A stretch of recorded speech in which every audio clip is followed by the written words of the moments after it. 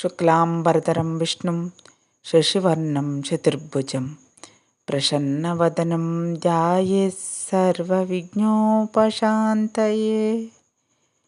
గురుర్బ్రహ్మ గురుర్విష్ణుః గురుర్దేవో మహేశ్వరః గురుస్సాక్షాత్ పరబ్రహ్మ తస్మై శ్రీ గురవే నమః.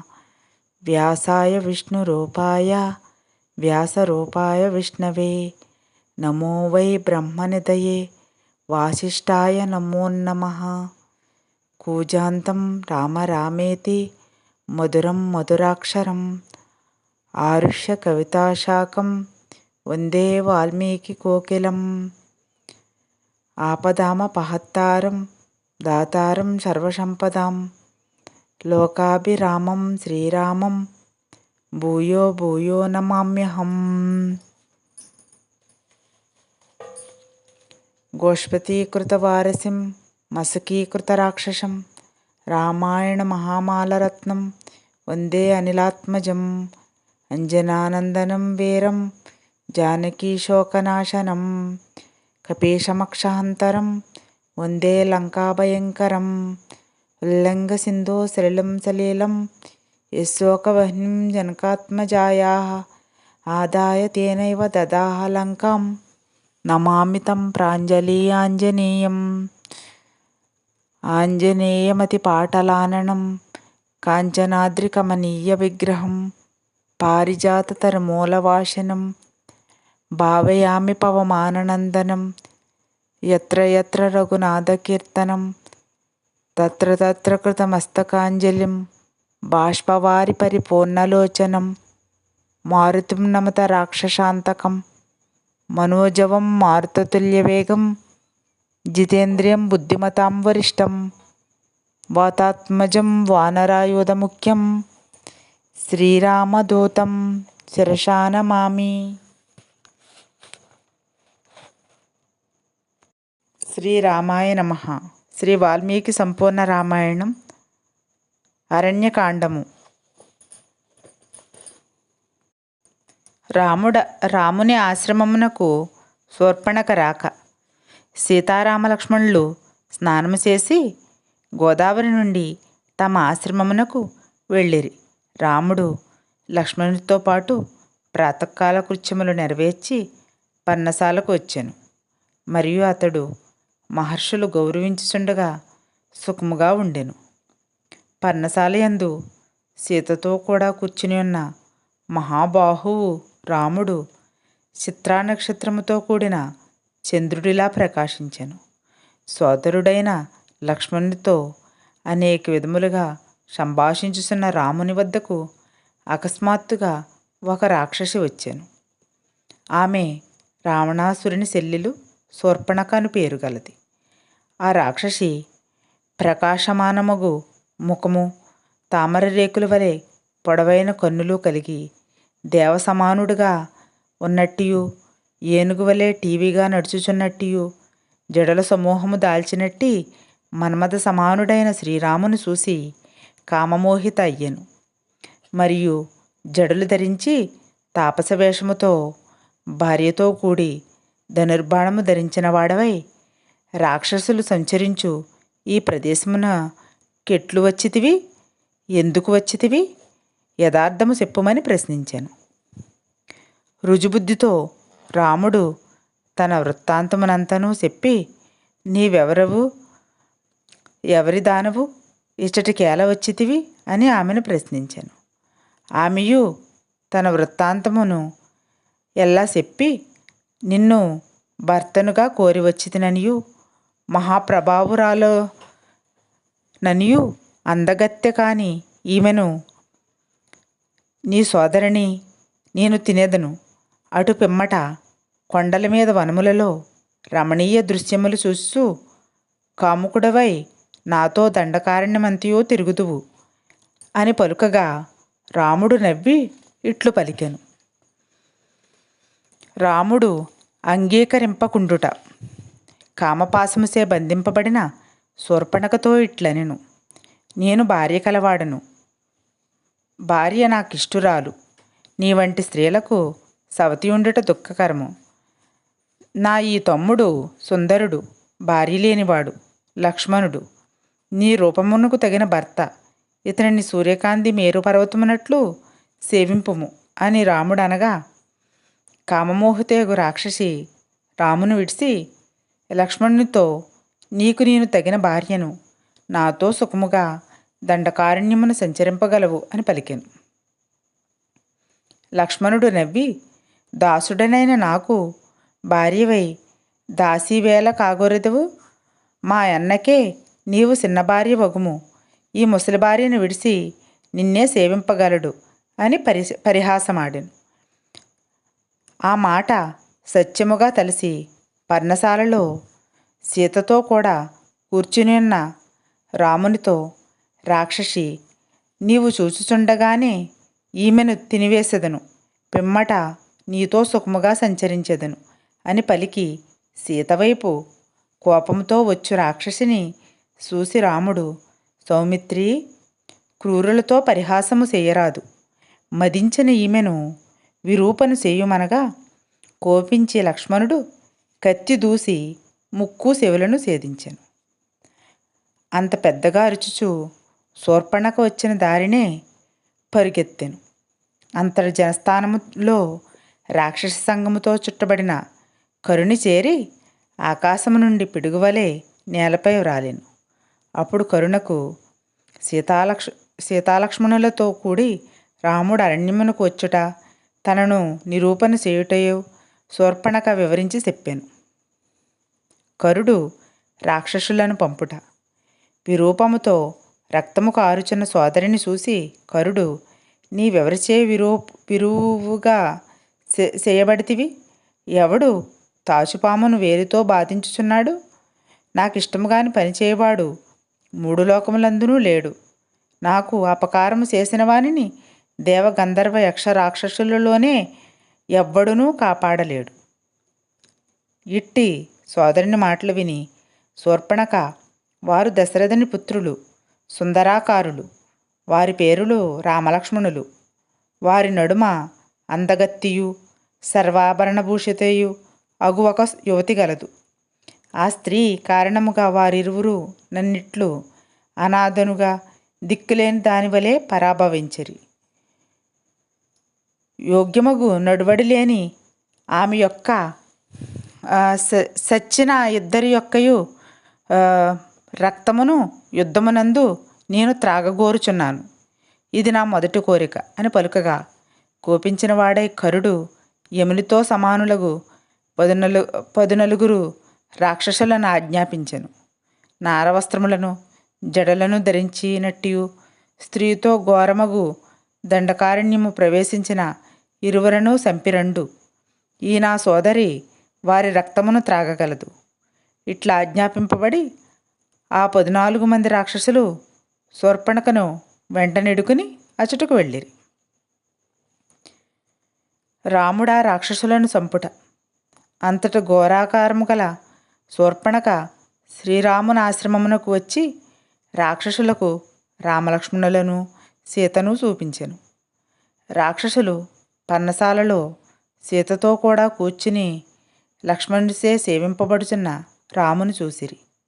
ఆ రాక్షసులను చూసి రాముడు లక్ష్మణుడితో, సౌమిత్రి, ముహూర్తకాలము సీతకు రక్షకుడువగా ఉండుము, ఈ రాక్షసులను చంపివేసెదను అని పలికెను.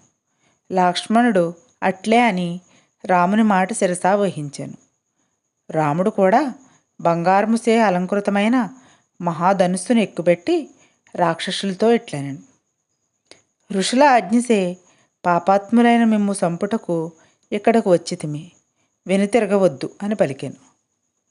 అప్పుడు ఆ రాక్షసులు, మా ప్రభువైన కరుణకు కోపం పుట్టించిన నీవే మాసే సంపబడి ప్రాణములను విడిచెదవు అని పలికి రామునిపై రాక్షసులు శూలములు విసిరిరి. రాముడు వాటిని ఖండించెను. మరియు 14 బాణములను ప్రయోగించి వారిని సంహరించెను. వారు నేలపై కూలగా రాక్షసు కోపముచే వడలెరుంగనిదై కరుని వద్దకు వచ్చి మరలా నేలపై పడెను. మరియు వెలవెలబారిన ముఖముతో దుఃఖపడుచు రాక్షసులను సావును వివరించి చెప్పాను. కరదూషణులు సైన్యముతో పంచవటికేగుట. శూర్పణఖ ప్రేరణచే బెదిరింపబడినవాడై కరుడు రాక్షసుల మధ్యమున మిక్కిలి తీవ్రంగా ఇట్లు పలికెను. నిన్ను అవమానించుట నాకు మిక్కిలి బాధ కలిగించినది.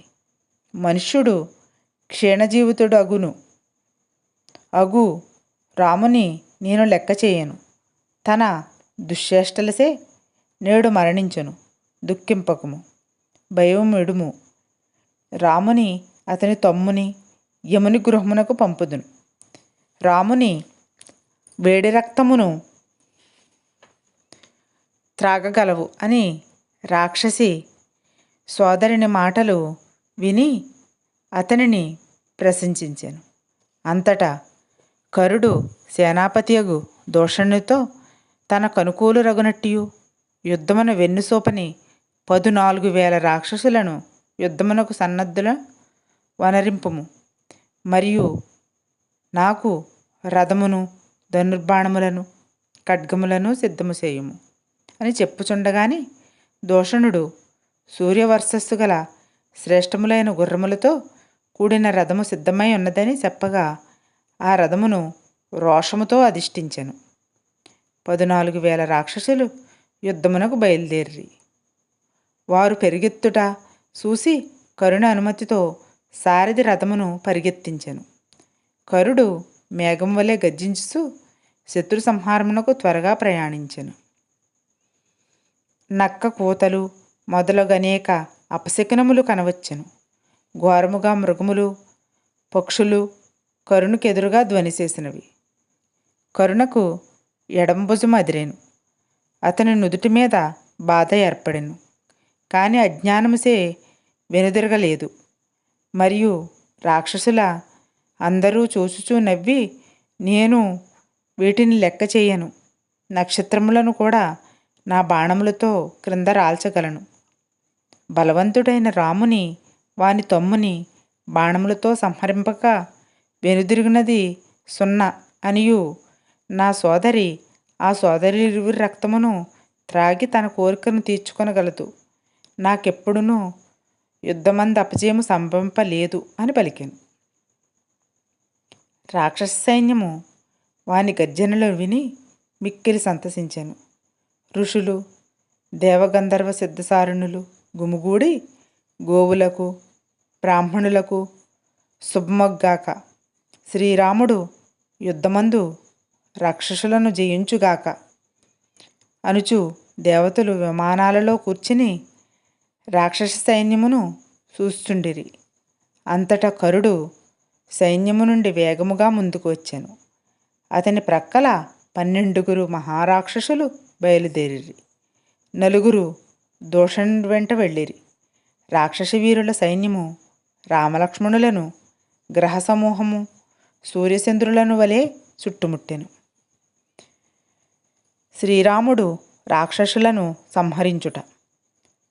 రణపండితుడును ధనుర్ధారి అయి కోపించిన రాముని చూసి తన రథమును రామునికెదురుగా నడుపమని కరుడు సారథిని పలికెను. సారథి అట్లే ధనుస్సును ఎక్కుపెట్టి ఉన్న రాముని వైపు తోలెను. అమిత బలము గల రామునిపై కరుడు వేలాది బాణములు వర్షించి పెద్దగా గర్జించెను. తక్కిన రాక్షసులు కూడా అనేక ఆయుధములతో రాముని ఎదిరించిరి. క్రూరదృష్టి గల రాక్షసులతో చుట్టబడిన రాముడు భేదింపబడిన దేహము కలవాడయ్యను. బాధపడలేదు. అంతటా కోపించిన రాముడు ధనుస్సును చక్రాకారముగా ఉంచి కాలపాసం వంటి బాణములను అనేకములను రాక్షసులపై వర్షించెను. మండలాకారమైన రాముని ధనువు నుండి వెడలిన లెక్కలేనన్ని బాణములు శత్రువుల ధ్వజములను కవసములను తొడలను ఛేదించెను.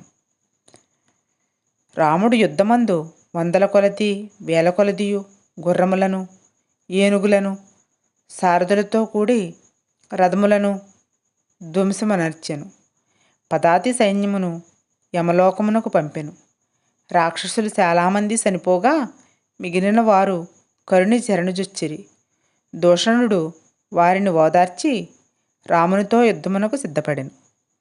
వెనుదిరిగిన వారందరూ దూషణుని ఆశ్రయముసే భయము విడిసి రామునిపైకి ఉరికిరి. అప్పుడు రామునకు రాక్షసులకు జరిగిన యుద్ధము మహాఘోరమైనది. రాక్షసులందరూ రాముని చుట్టుముట్టి యుద్ధము చేయసాగిరి. అప్పుడు రాముడు గాంధర్వాస్త్రమును ప్రయోగించెను. మరణించిన రాక్షసుల శరీరములతో యుద్ధభూమి భయంకరమై కనపడిను. రాముడు దూషణుని రాక్షసులను సంహరించుట. అంతా సేనాపతి దూషణుడు రాముని ఎదిరించాను.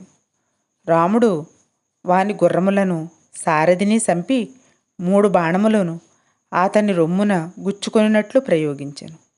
అంత కోపించే అతడు పరిగయను ఆయుధముతో ఎదిరింపవానిని రాముడు చేతులు నరికి భూమిపై పడినట్లు చేయగా అతడు మరణించాను. సర్వప్రాణులను రాముని బాగుని మెచ్చుకొనినవి. దూషణుని అనుసరులకు 5,000 పదాతి బలమును క్షణకాలములో రాముడు సంహరించాను. అప్పుడు కరుడు కోపించి 12 మహావీరులతో రాముని ఎదిరించాను. శ్రీరాముడు చంపిన రాక్షసుల శరీరములతో నేల కనపడలేదు. రాముడొక్కడే 14,000 రాక్షస సైన్యమును మట్టుపెట్టెను. అప్పుడు కరుడు రాముని ఎదుర్కొనెను. అప్పుడు త్రిశురుడను వాడు, నేను రాముని సంహరించెదను, క్షణకాలము చూచుచుండమని వానిని నివారించి రామునికెదురుగా నడిచెను.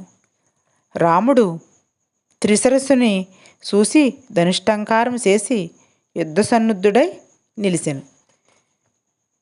త్రిశరసుడు 3 బాణములు రాముని నుదుట నాటునట్లు ప్రయోగించెను. రాముడు 14 బాణములు త్రిశరసుని రొమ్మున 4 గుర్రములను 8 బాణములతో, సారథిని 1 బాణముతో ధ్వజమును పడగొట్టగా రథము దిగుచున్నవాని 3 శిరస్సులను 3 బాణములతో నేలపై కూల్చెను. అంతట కరుడు పారిపోవు సైన్యమును మరలిసి రామునికెదురు వెళ్ళెను. కరాసుర వధ. యుద్ధమందు దూషణుడు త్రిశరసుడు మరణించగా రాముని పరాక్రమము కరుణకు కూడా భయము కలిగించెను. రాముడొక్కడే సహింప సఖ్యము కాని రాక్షస సైన్యమును దూషణ త్రిశరలను సంపగా మిగిలిన బలము సైన్యముతో కరుడు రాముని ఎదుర్కొనెను. ఇరువురకు ఘోరమైన పోరు జరుగుచుండెను. అప్పుడు కరుడు అస్తలాఘవమును ప్రదర్శించుచు రాముని ధనుస్సును ఖండించెను. మరియు 7 బాణములను ప్రయోగించెను. అంతేకాక వేలాది బాణముల వర్షముతో రాముని బాధించి పెద్దగా గర్జించెను. కరుని బాణముల తాకిడికి రాముని కవసము నేలపై పడెను. అంతట రాముడు అగ్నివలే మండుపడుచు అగస్త్యుడిచ్చిన వైష్ణవ ధనుస్సును ధరించి కరుని జెండాను విరగగొట్టెను. అప్పుడు 4 బాణములతో కరుడు రాముని నొప్పించెను. కరుడు ప్రయోగించిన అనేక బాణములచే రాముని శరీరము రక్తముతో తడిసిపోయెను. అప్పుడు కోపించిన రాముడు బాణములతో రాక్షసుని రథమును, గుర్రములను, సారథి శిరస్సును ధ్వంసము చేసెను. అప్పుడు కరుడు భూమిపై నిలబడెను. దేవతలు మహర్షులు నమస్కరించుచు రాముని పూజించిరి. రాముడు నేలపై నిలిచి ఉన్న కరుని చూసి ఇట్లు పలికెను. దండకారణ్యములోని తాపసులను చంపి ఏమి ప్రయోజనము? పాపము చేసిన వారు తప్పక వారి పాపమునకు ఫలమును అనుభవింతురు. దండకారణ్యములో నీవు చంపిన తాపసులను నాచే చంపబడి అనుసరింపగలవు. ఈనాడు నీ తలను తాటిపండువలే రాలగొట్టెదను అని పలుకగా సామాన్యులైన రాక్షసులను చంపి ఆత్మస్థుతి చేసుకొనిచుంటివి. గదసేత బూని నిలుచున్న నేను నిన్ను చంపుటకు సమర్థుడను అని పలుకుచు కరుడు మండుచున్న పిడుగు వంటి గదను రామునిపై విసిరెను. శ్రీరాముడు ఆ గదను అంతరిక్షమందుండగానే ముక్కలు చేసెను. మంత్రబలముచే ఔషధీ బలము చేతను నిర్వీర్యమైన పామువలే ఆ గద నేలపై కూలెను. అట్లు గదను ఖండించి రాముడు ఇట్లనెను, రాక్షసాదమా, నేడు నా బాణములచే సేధింపబడిన నీ కంఠము నుండి స్రవించు రక్తమును భూమి త్రాగగలదు. నీవు చనిపోయినచో దండకారణ్యము తాపసులకు రక్షకము కాగలదు అని పలుకగా, రాక్షసుడు సమీపమందలి పెద్ద చెట్టుని పెకలించి రామునిపై విసిరి సచ్చితివని పెద్దగా అరిసెను. అప్పుడు రాముడు రోషముసే కన్నులెర్రబడగా అనేక బాణములతో కరుని శరీరము సిల్లులు పడునట్లు చేసెను. రక్తము సింది తనపై పడునని రాముడు 2-3 అడుగులు వెనుకకు నడిచెను. రక్తము స్రవించుచున్న శరీరముతోడనే వచ్చి పడుచున్న కరుని సంహరించుటకు నిప్పు వంటి బాణమును సంధించి ఆ రాక్షసునిపై ప్రయోగించెను. ఆ బాణాగ్నిసే కాలిపోవచ్చు కరుడు సచ్చి నేలపై పడెను. అప్పుడు దేవతలు పుష్పవర్షము కురిపించిరి. 1:30 ముహూర్త కాలములో రాముడు పదునైన తన బాణములతో 14,000 రాక్షసులను కరదోషణ త్రిసరసులను యుద్ధమున సంహరించెను. రాముడు, ఆహా, ఎంత పని చేసెను! ఏమి పరాక్రమము, ఏమి దృఢత్వము! ఇతడు కేవలం విష్ణువే అని పలుకుచూ దేవతలు వెడిలిపోయిరి. అంతట రాజర్షులందరూ రాముని గౌరవించి, ఇందుకే దేవేంద్రుడు శరభంగాశ్రమమునకు వచ్చెను. మహర్షులంతటా ఉపాయముతో నిన్నెక్కడ తీసుకుని వచ్చిరి. మా పనిని పూర్తి చేసేతివి. ఇక మహర్షులు తమ ధర్మమును నిర్భయముగా ఆచరింపగలరు అని పలుకుచుండగానే లక్ష్మణుడు సీతయు గుహ నుండి వచ్చి ఆశ్రమమున ప్రవేశించెను. విజయము పొందిన రాముని మహర్షులు పూజించిరి. లక్ష్మణుడు గౌరవించుచుండగా రాముడు తన ఆశ్రమములో ప్రవేశించెను. శత్రుహంతయు మహర్షులు సుఖపెట్టునట్టి రాముని చూసి వైదేహి సంతోషించినదై కౌగిలించుకొనెను.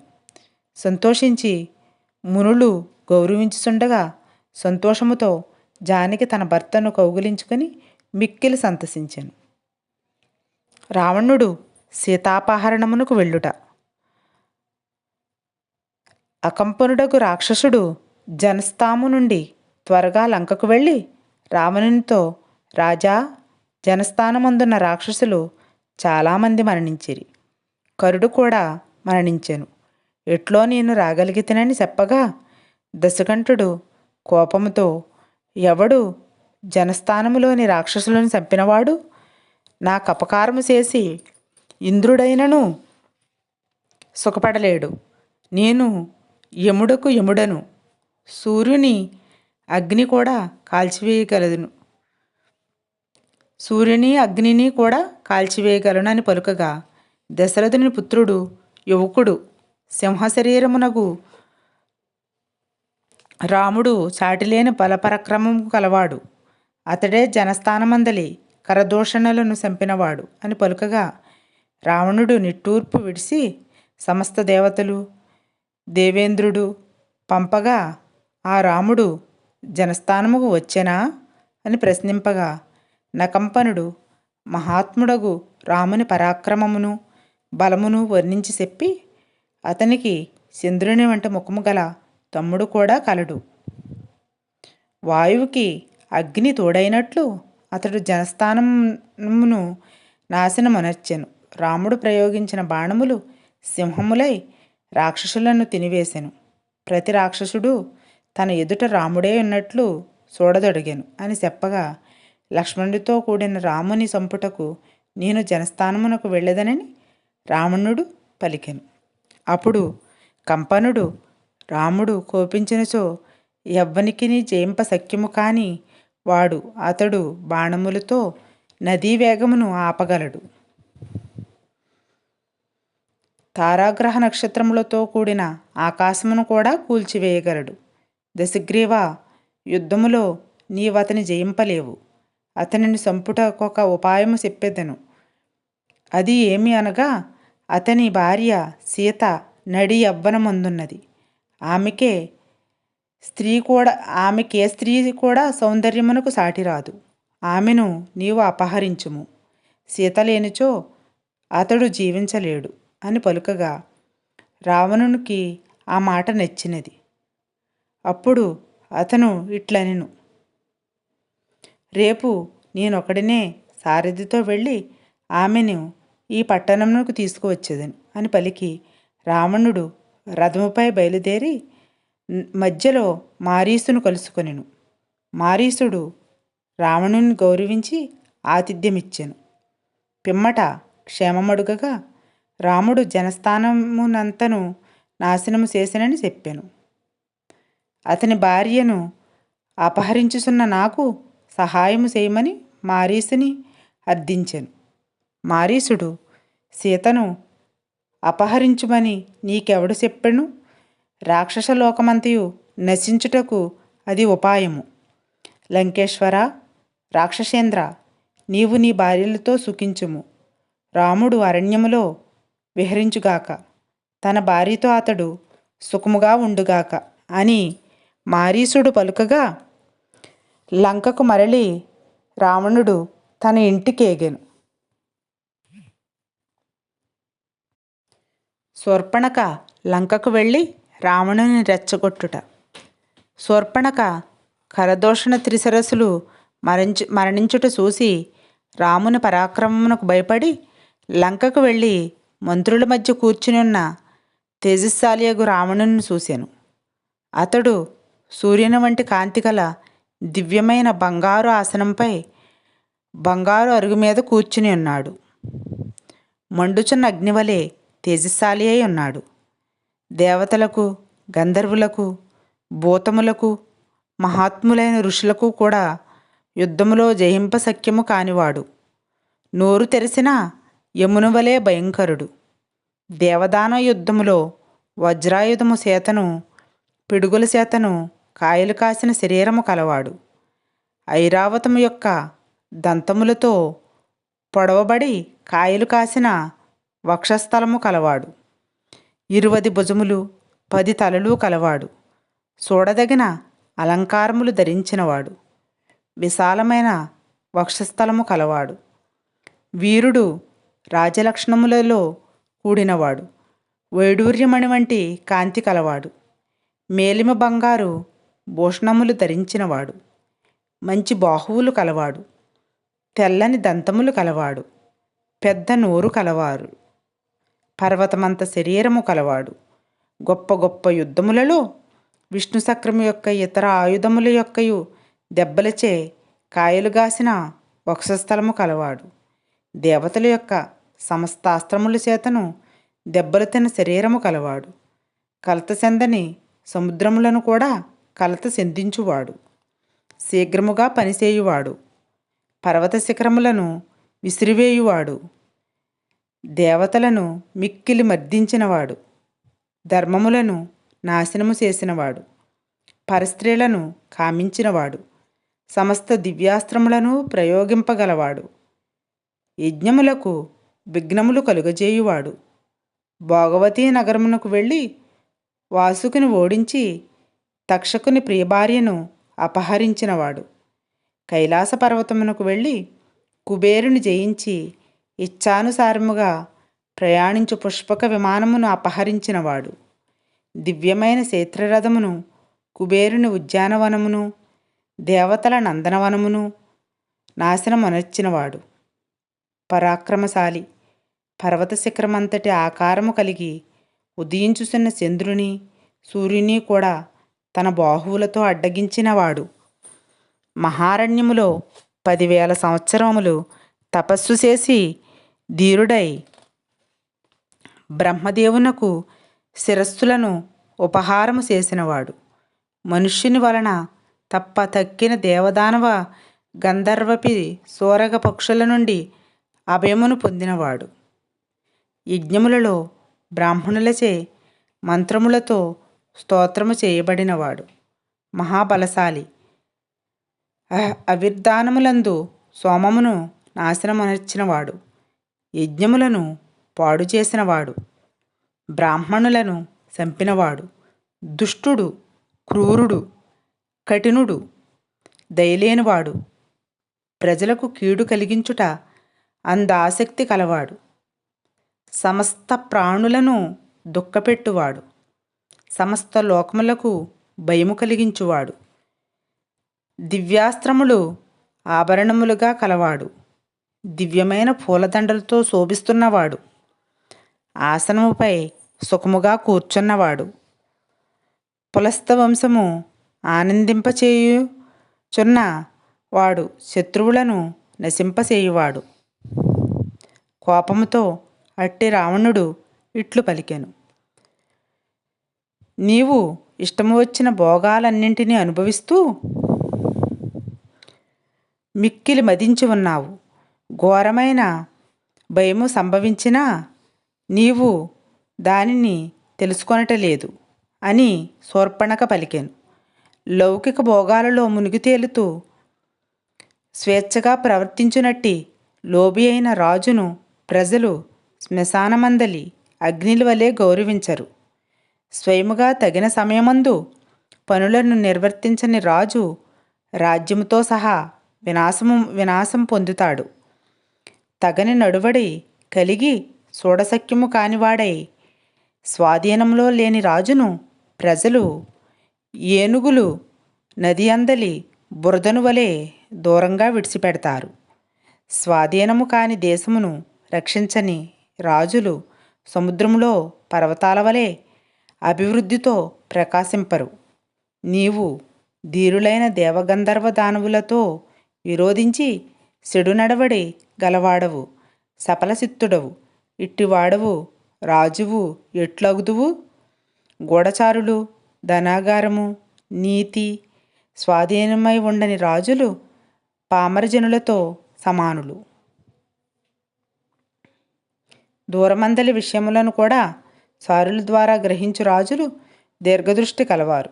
నీవు యుక్తమైన నడువడి కలవాడువు కావని తలుచుచున్నాను. పామరులైన మంత్రులతో కూడియుండి స్వజనము యొక్క మరణమును, జనస్థాన నాశనమును తెలుసుకొనకున్నావు.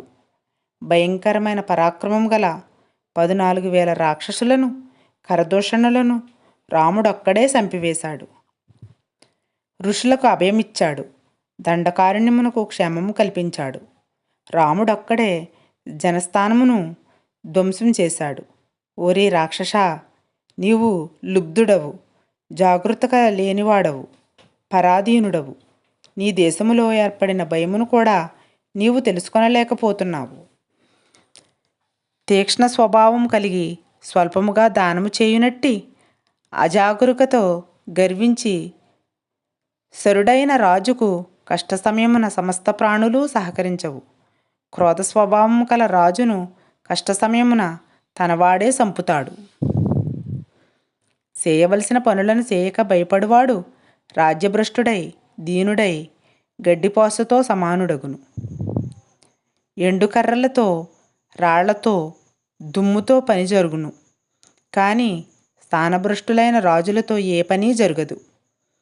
రాజ్యభ్రష్టుడైన వాడు సమర్థుడైన కట్టి విడిసిన వస్త్రము వలె, నలిపివేయబడిన పూలదండ వలె ప్రయోజనరహితుడు కాగలడు. జాగరూకుడైన ఇంద్రియములను జయించి సమస్తము తెలిసిన వాడై ధర్మశీలుడు, కృతజ్ఞుడైన రాజు చిరకాలము తన స్థానంలో ఉండగలడు. నీతిశాస్త్రమనే కన్నుతో జాగరూకుడై ప్రకటించిన క్రోధము, అనుగ్రహము గల రాజును జనులందరూ పూజిస్తారు. ఓరి రావణ, దుర్బుద్ధివైన నీవు ఈ మంచి గుణాలు లేనివాడవై ఉన్నావు. అందుచేతనే గూఢచారుల వల్ల రాక్షసుల యొక్క మహావధ నీకు తెలియలేదు. ఇతరులు అవమానించువాడు, లౌకిక విషయములు అంద ఆసక్తి కలవాడు, దేశకాల విభాగము తెలియనివాడు, గుణదోషముల నిర్ణయించుటకు సమర్థమైన బుద్ధి లేనివాడు రాజ్యభ్రష్టుడై త్వరలోనే ఆపదల పాలగును. జనస్థానమున స్వజనము నాశనమై విషయము నీవు తెలుసుకొనలేదు. ఒక్క రాముడు 14,000 రాక్షసులను, కరదూషణ త్రిసరసులను కూడా చంపివేసెను. మరియు ఋషులకు అభయమిచ్చి దండకను క్షేమముతో కూడిన దానిగా వనర్చెను. నీకిదేమియూ తెలియదు. రాజు కృతజ్ఞుడుగాను, ధర్మశీలుడుగాను, జాగరూకుడుగా, జితేంద్రియుడై ఉండవలయును. రావణ, నీలో ఈ గుణములు లోపించినవి. ఇతరులను అవమానించువాడు విషయాసక్తి కలవాడు, దేశకాల ప్రవిభాగం ఎరుగనివాడు త్వరగా ఆపదకు స్థానమగును అని తన దోషములను ఉద్ఘాటించుటను రావణుడు పరిశీలించి చింతించెను. మళ్ళీ అరణ్యకాండము తరువాయి భాగంతో రేపు కలుద్దాం. మంగళం కోసలేంద్రాయ మహనీయ గుణాబ్దయే చక్రవర్తి తనూజాయ సార్వభౌమాయ మంగళం. సర్వం శ్రీ ఉమామహేశ్వర పరబ్రహ్మార్పణమస్తు. స్వస్తి.